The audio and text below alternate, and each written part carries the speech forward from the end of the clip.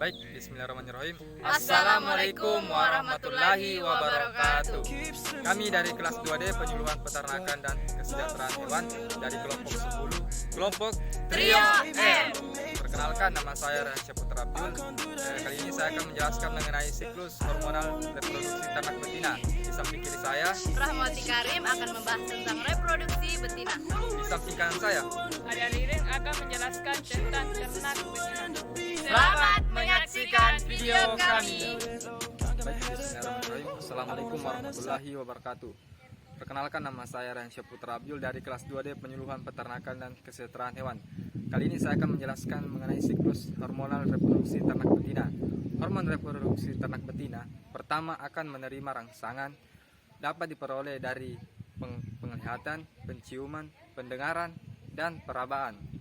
Ketika rangsangan masuk, maka akan diterima hipotalamus dan akan mengekskresikan ke GnRH dan menstimulus hipofisa. Hipofisa terbagi menjadi dua, yakni adenohipofisa dan neurohipofisa. Ketika ternak tersebut birahi, maka akan mengirimkan sinyalnya ke adenohipofisa.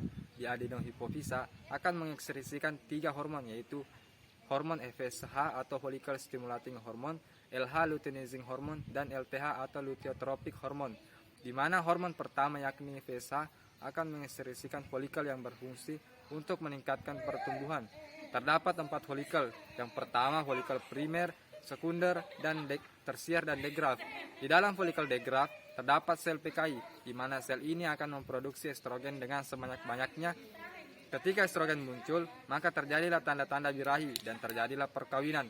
Setelah perkawinan terjadi, baik dengan pejantan atau perkawinan alami dan melalui IB, maka LH akan berperan di adenohipofisa, yakni mengekskresikan LH. Kemudian LH ini akan menekan ovarium.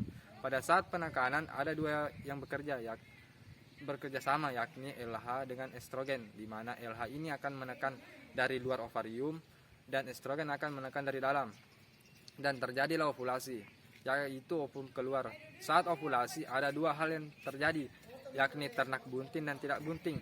Saat ternak bunting, folikel dan ovum yang keluar dari ovulasi tersebut disebut CL atau corpus luteum, akan menghasilkan progesteron, di mana berfungsi untuk mempertahankan dan menjaga kebuntingan. Namun pada saat ternak tidak bunting, tetap CL keluar, namun terjadi lisis yang disebabkan hormon prostaglandin yang dihasilkan oleh dinding endokrin.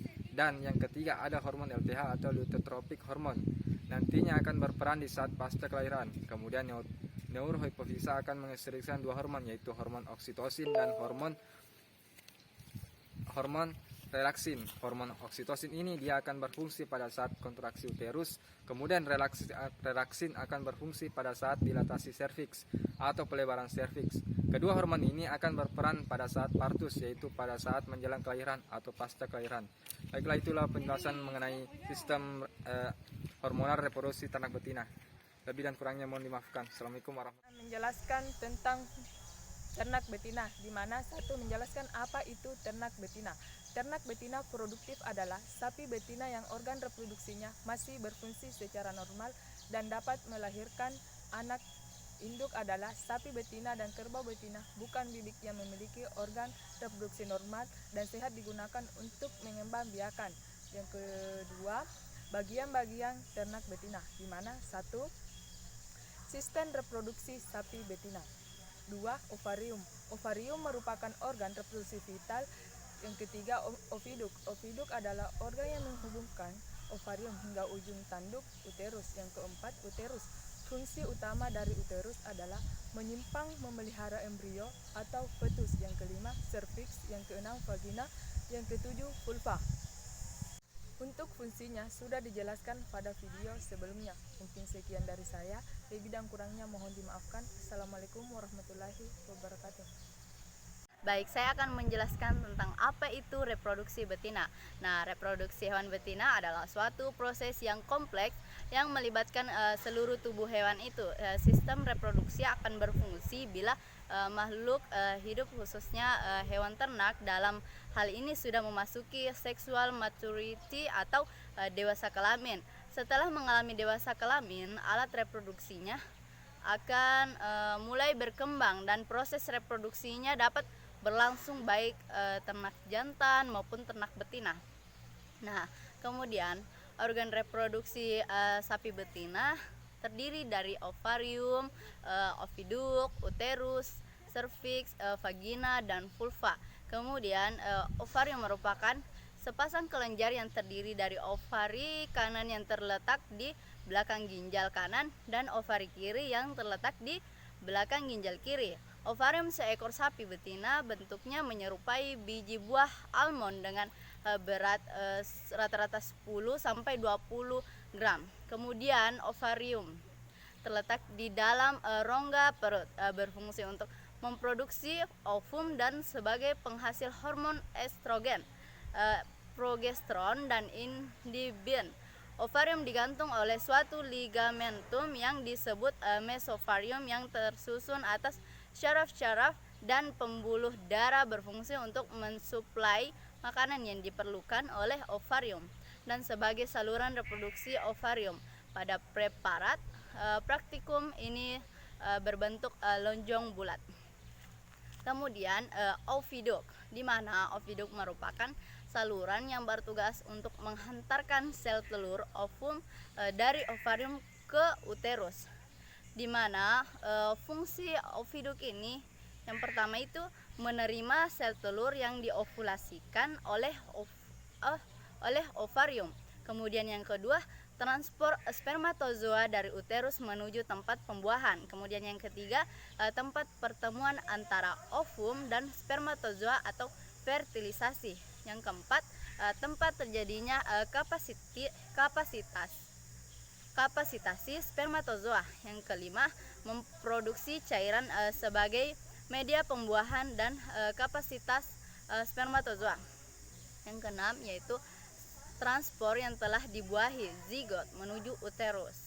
Kemudian uterus, di mana uterus merupakan struktur saluran muskuler yang diperlukan untuk menerima ovum yang telah dibuahi dan perkembangan zigot. Kemudian yang dimana berfungsi yang pertama, saluran yang dilewati gamet atau spermatozoa. Spermatozoa akan membuahi sel telur pada ampula. Secara otomatis untuk mencapai ampula akan melewati uterus dulu. Kemudian yang kedua yaitu tempat terjadinya implantasi. Implantasi adalah penempelan embrio pada endometrium uterus.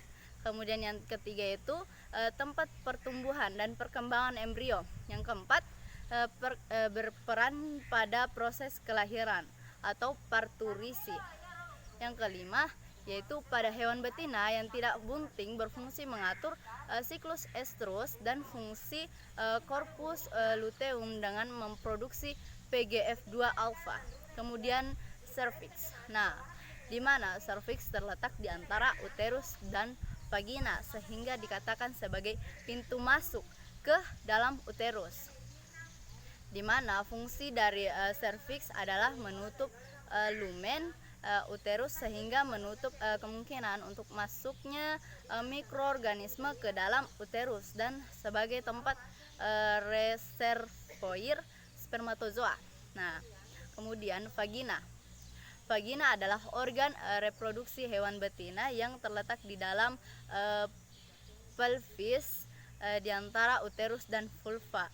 Di mana fungsi dari vagina ini adalah sebagai alat kopulasi dan tempat sperma dideposisikan, berperan sebagai saluran keluarnya sekresi serviks, uterus, dan oviduk, dan sebagai jalan peranakan saat proses beranak.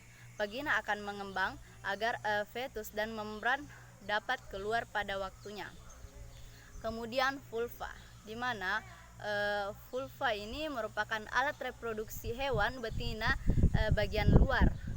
Vulva terdiri dari dua bagian, yaitu bagian luar disebut labia mayora dan bagian dalamnya disebut labia minora. Labia minora homolog dengan preputium pada hewan jantan, sedangkan labia mayora homolog dengan skrotum pada hewan jantan. Nah, itu saja pembahasan dari saya Lebih dan kurangnya mohon dimaafkan. Assalamualaikum warahmatullahi wabarakatuh. Baik, itulah tadi penjelasan dari kelompok kami. Semoga teman-teman sekalian bisa memahami. Apabila ada salah kata mohon dimaafkan. Wabillahi taufiq wal hidayah. Wassalamualaikum warahmatullahi wabarakatuh. I don't